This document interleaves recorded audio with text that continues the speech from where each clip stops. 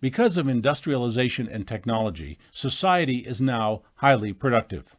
Machines and computers are so productive that the average output per capita is many, many times more than it would be without those technologies. If a person could make 10 pairs of shoes by hand per day, a machine can make 300. We now have an overabundance that could provide for everyone many times over. But much of that abundance seems to vanish before it gets to the market. If we add up what all our machines and computers can produce, the abundance that we could all enjoy would be staggering. But the elite who sell us those machines to create all that excess know that it is absolutely essential to steal back all the excess we produce. All the abundance must disappear in order to keep the party going. You cannot be controlled and exploited unless you are desperate and hungry.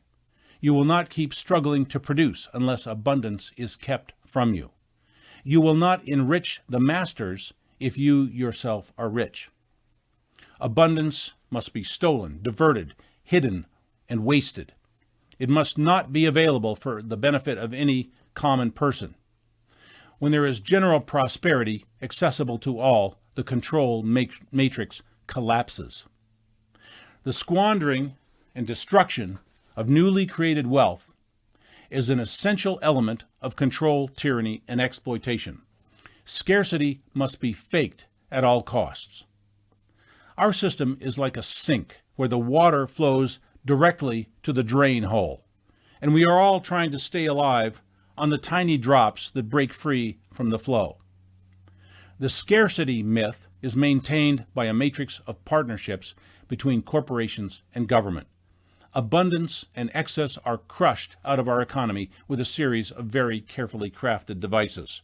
Those devices for causing scarcity are taxation, war, capital and resource misallocation, currency and debt mismanagement, supply and demand manipulations, crippling boom and bust cycles, phony and contrived crises, and of course, diversion of public revenues into secret CAFR accounts to simply languish without contributing in any way to the public good.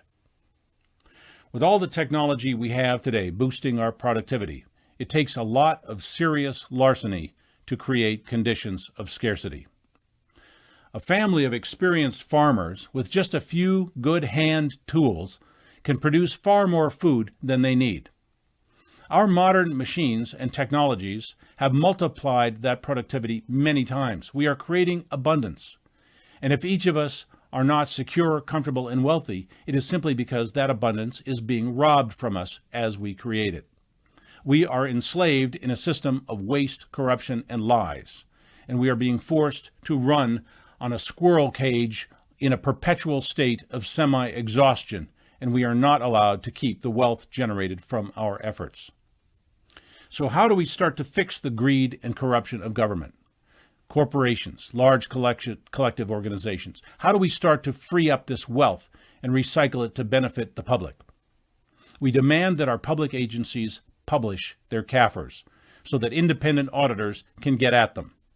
These are public accounts. There is no reason whatsoever they should not be published and readily available online in searchable formats. When pots of hidden money are found, we need to demand that they be closed and the resources be circulated. We must resist and refuse the many ways our earnings are taken from us.